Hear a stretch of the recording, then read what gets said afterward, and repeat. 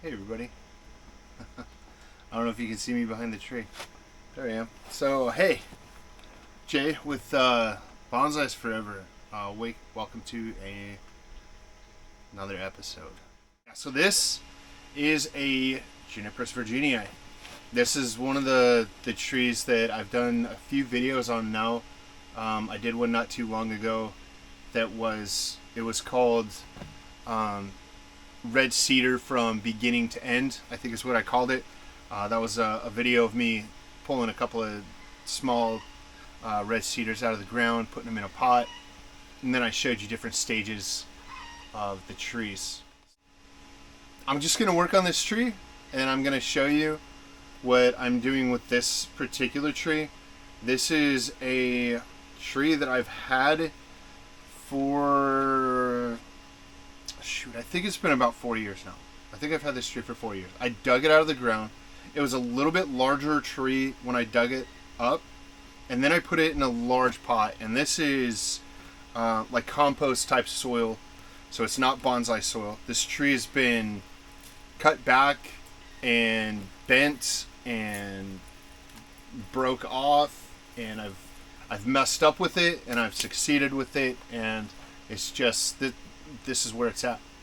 So that's kind of the process of bonsai anyway, isn't it? So kind of just spinning this tree around, looking at it, because I've had it sitting out in my garden. It's in a visible area, but it's kind of in the back part of the garden, and I walk by it, I water it, I admire it from a distance mostly. I haven't really gotten to sit down and really look at it lately since the last time I trimmed it back. And the last time I trimmed it back, I pretty much hacked it, chopped it up, and I don't think I did a video on that one. I figured that it would just be same old and kind of boring.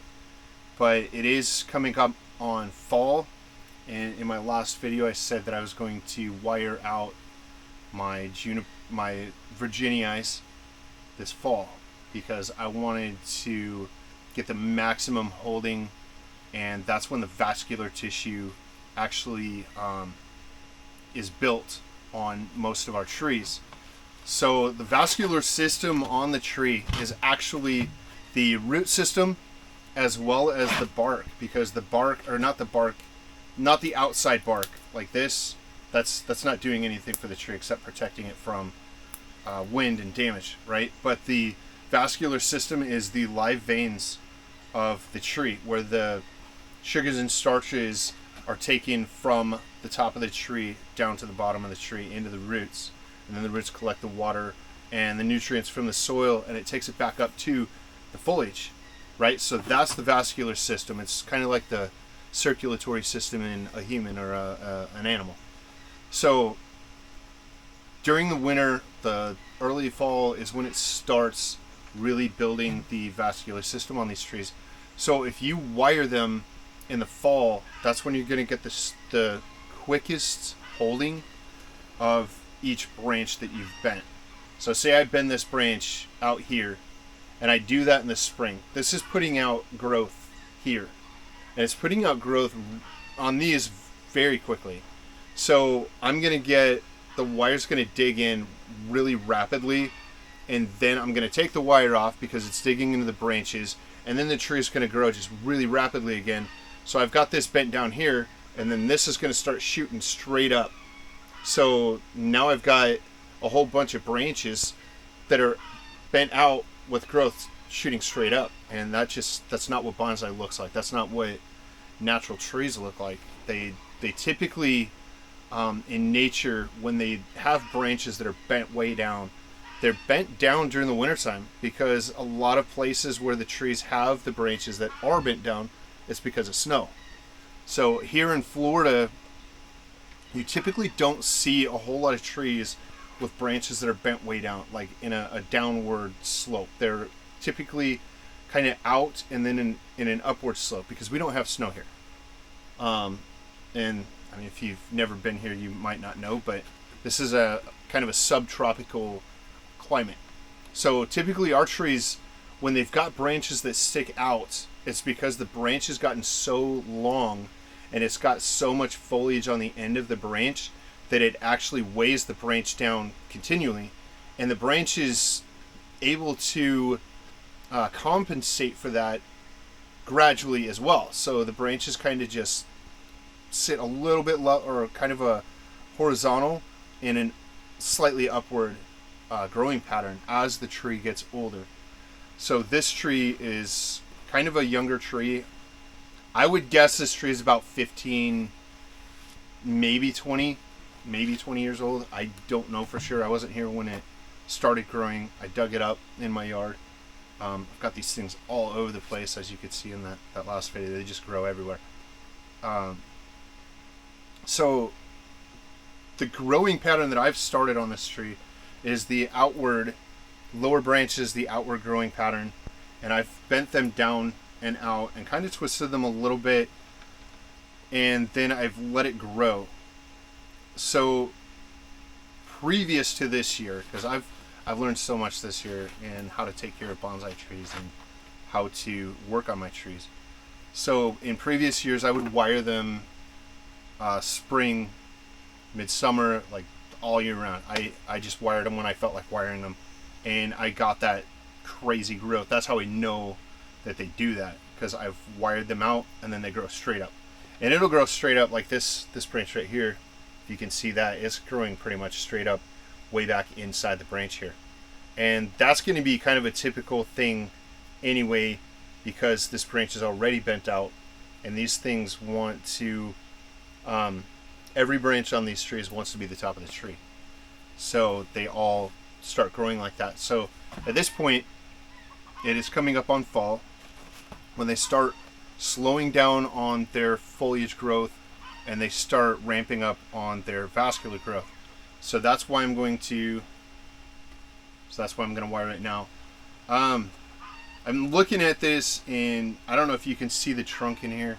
I'm gonna go look at the back of the camera where I can actually see it. I'm gonna bring you in a little bit closer here, guys.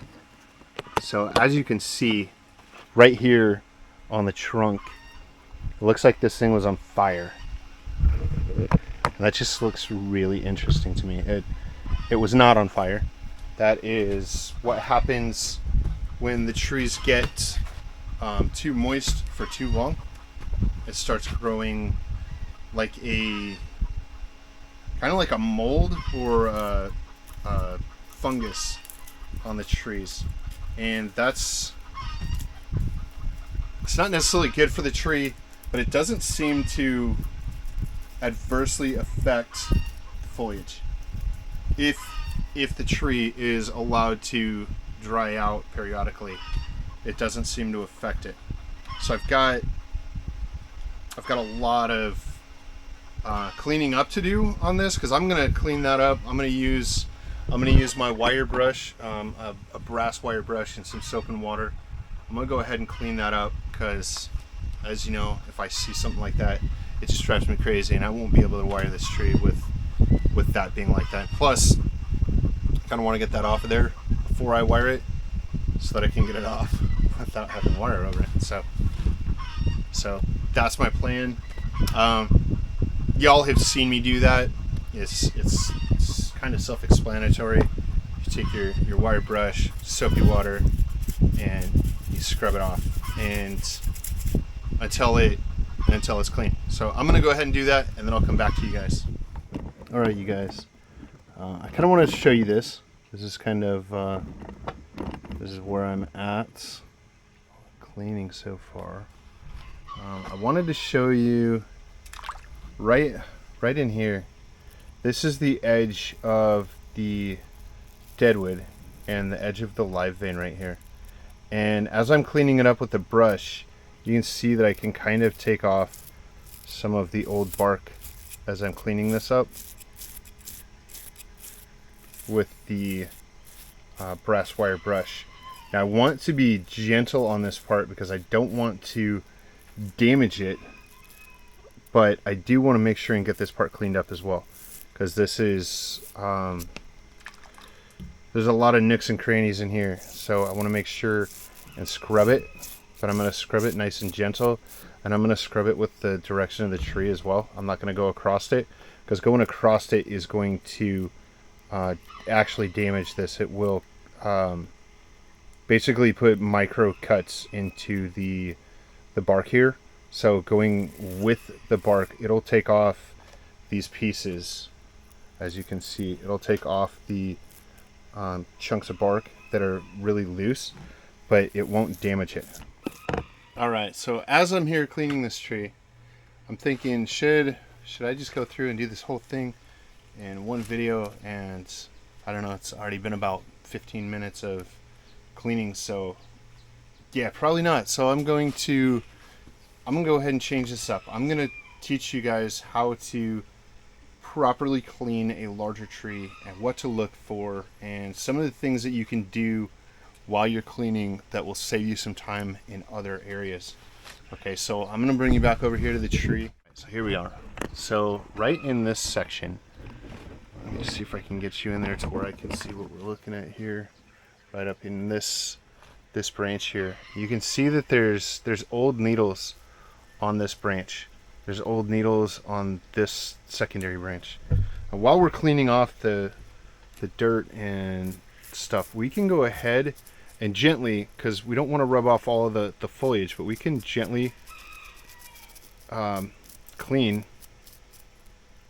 off the old foliage on some of these on some of these branches. Yeah, this branch here, it had a lot of dead foliage along this whole branch, and all I had to do was just run the brush down here, and now it's all cleaned off. Nice and easy, comes right off.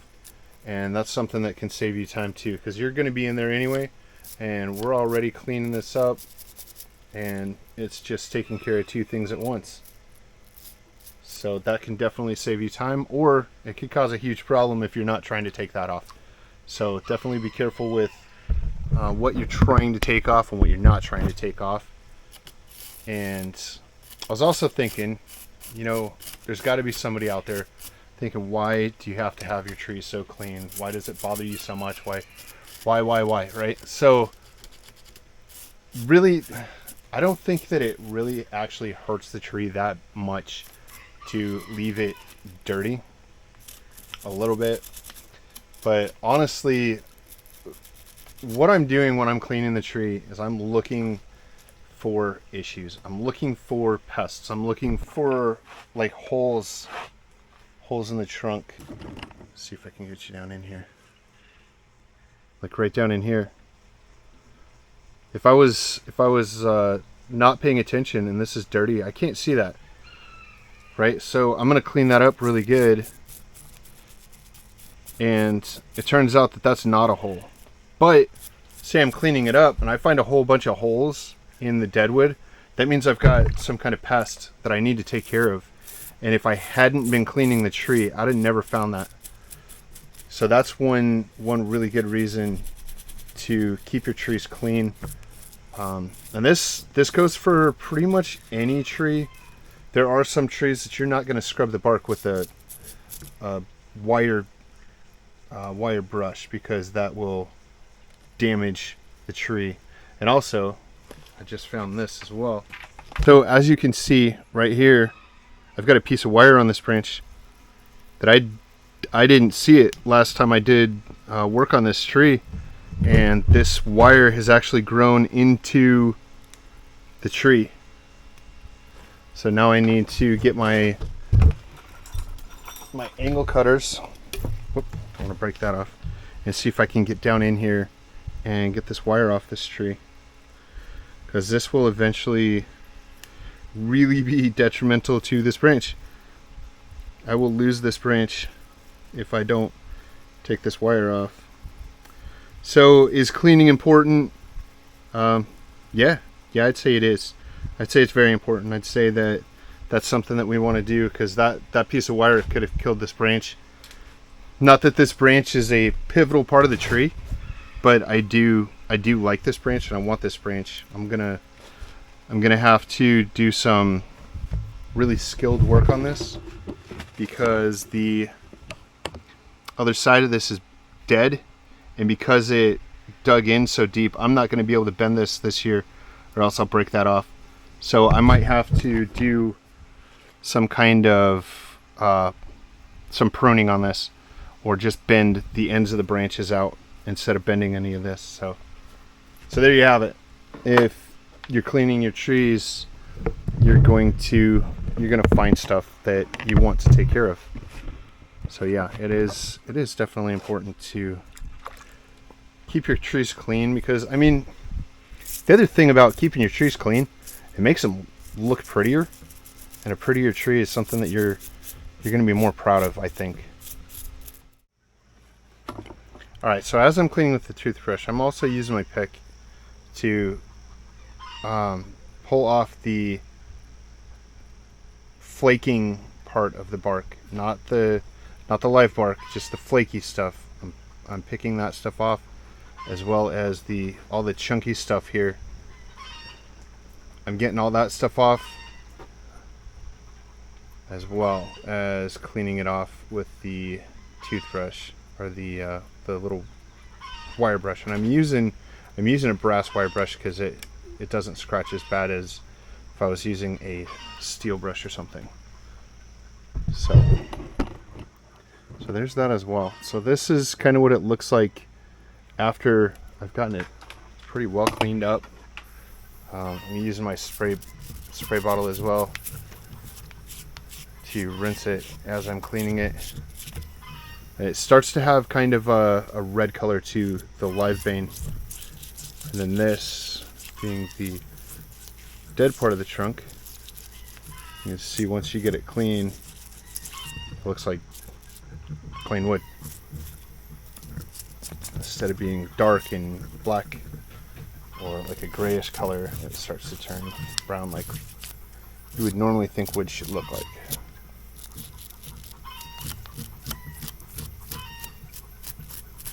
Now the chickens are going crazy out there if you can't hear it. It's nuts. They do that for a little while each day. I've got a couple of different groups of chickens, and they're clear across the yard from each other, so they're yelling back and forth at each other right now. Chickens are some strange animals.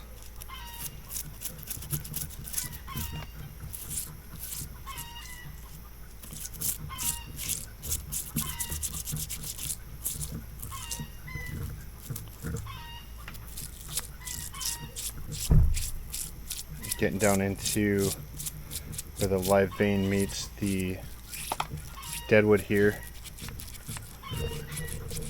Love that section where it does that. It looks so cool.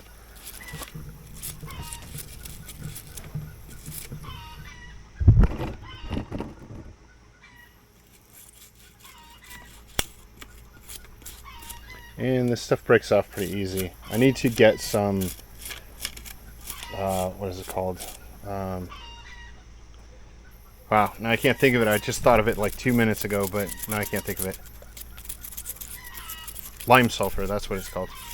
It's called lime sulfur. That stuff you paint onto the deadwood, and it actually protects the deadwood from rotting. So I need to get some of that and start painting my trees with that, because at this point the tree is getting old enough that this deadwood is something that I really want to keep on this tree, and I kind of want to keep the long branches too, so I don't want to let them break off because I didn't protect them.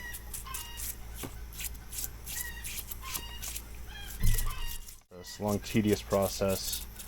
And another thing with the Virginia is that I think I've told you before, their pokey foliage is kind of a skin irritant.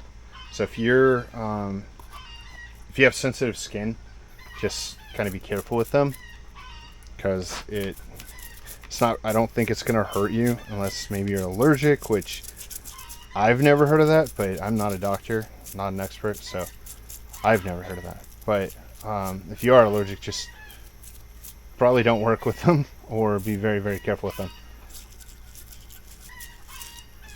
But yeah, I always get like red bumps on my arms when I'm working on mostly this tree, because it's so big and I have to put my arms through the branches to work on it. So it just gets my arms a little bit more than some of the smaller trees. The smaller trees, it just works on my, it's not good on my hands.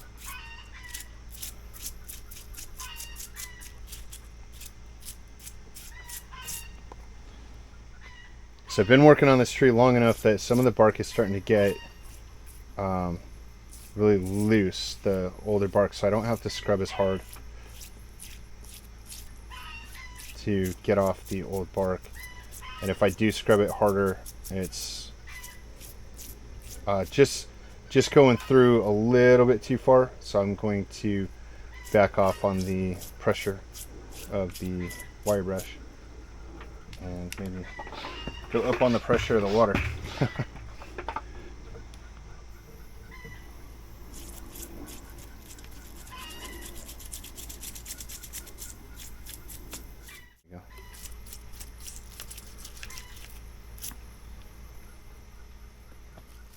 So once you get this all cleaned up, it looks so nice. It looks almost like it's a fake tree, but it's definitely not a fake tree. All right, so now down in here, I want to see about getting off some of this outer bark, the flaking portion of it. And I've shown this before on a few of my other junipers, how the bark just flakes off. I don't want to take this part off, just the part that flakes, and clean that up. So by doing this, it does a couple of things. So let me see if I can find a spot right here on this branch, not the deadwood, this one down here. So right here is a wire scar. It goes across this way, across this way, across this way. And as the bark flakes off the tree, it actually heals the spots. It kind of makes them disappear as you flake off the bark, the old bark. And if you see right here, I don't know if I can get close enough, let me see. My chair and bucket and everything's all up in the way. Right here, you can see right here, you can see that it's green. You don't want to go into the green. The green is too far. So if you're flaking it off and it's going down to the green, you're too far. So that either that spot doesn't need cleaned up, or you're being a little bit rough with it, or you're digging in too far. So this part of the tree looks like it's pretty good. I can probably get this with like a normal toothbrush, most of this. Some of this stuff over here is a little bit thicker. And you can also pretty much wipe off a lot of this stuff. Once it's moist like it is now, you can wipe most of this stuff off with your fingers. It just comes right off. Just rub it with your fingers and back and forth on the branch, and it just comes off just like that. I'll poke myself with the dead branches up there. And then if you come across a spot that's a little bit thicker, you can check it with your pick. And see, that's pretty thin as well, so I don't want to take that off. And I'm using the dull side of this to kind of rub across it here.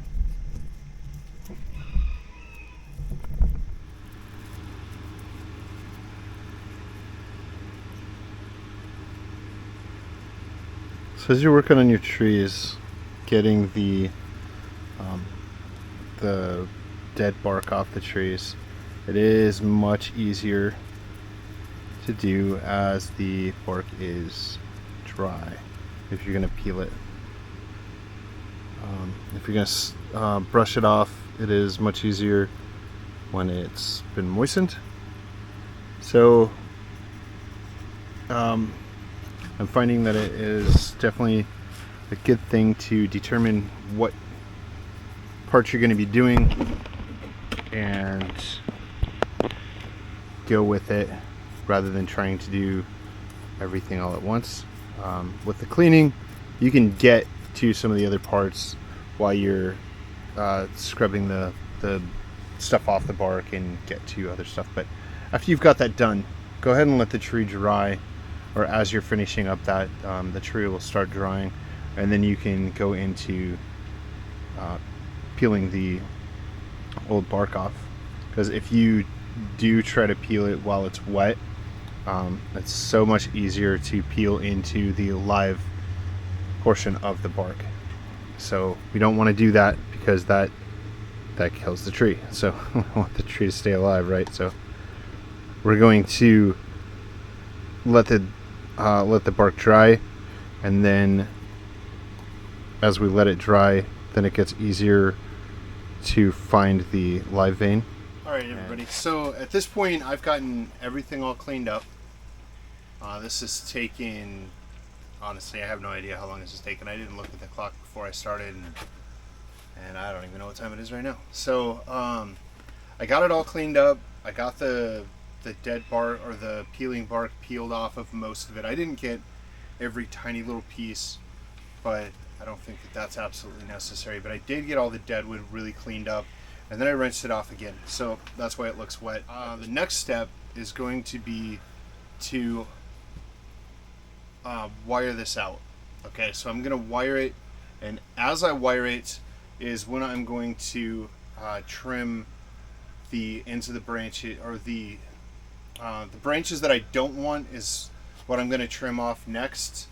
I kind of want to leave the foliage that's on here currently, because I don't want it to have a second flush of growth, or another flush of growth, while the wire is on the branches. I want the branches to heal with the foliage that's on it, or the foliage that I leave on it. So if I decide that I want this growth here, then I'll keep this growth, and I'll completely get rid of this growth. I won't trim it back. I'll just completely get rid of it and keep this, or other branches. That's just kind of an example. I don't know if I'm going to do that or not, but I definitely want to wire this out again to bring each one of these branches down into a space where it looks like a natural tree.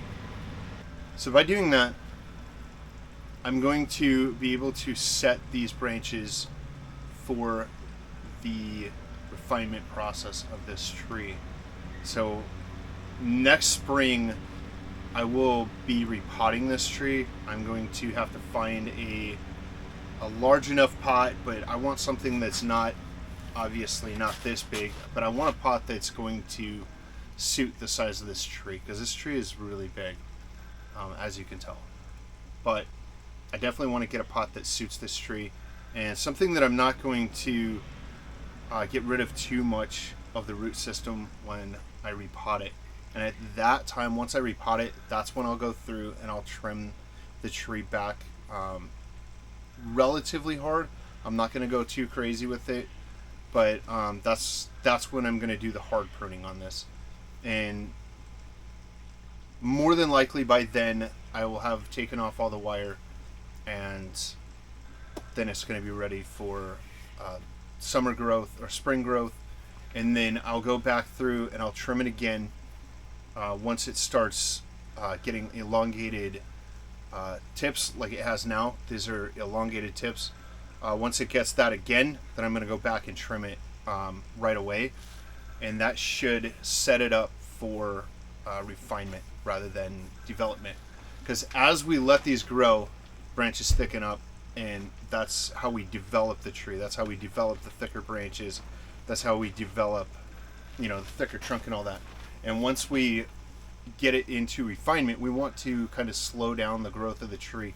We want it to continue to grow. Obviously, it's a live tree. We want it to continue to grow, but we want it to slow down and refine the foliage, because this is all juvenile foliage on this tree, because I've trimmed it back so hard so often that it's all just juvenile foliage. So as this gets into refinement, the foliage will start turning into the mature foliage on this tree, and it will change, and it'll look more like a juniper's foliage. So that's going to be it for this video today. Appreciate y'all watching. Thanks for y'all support, and if you've stayed this long, I appreciate that as well. So have a great day. I'll see you on the next one.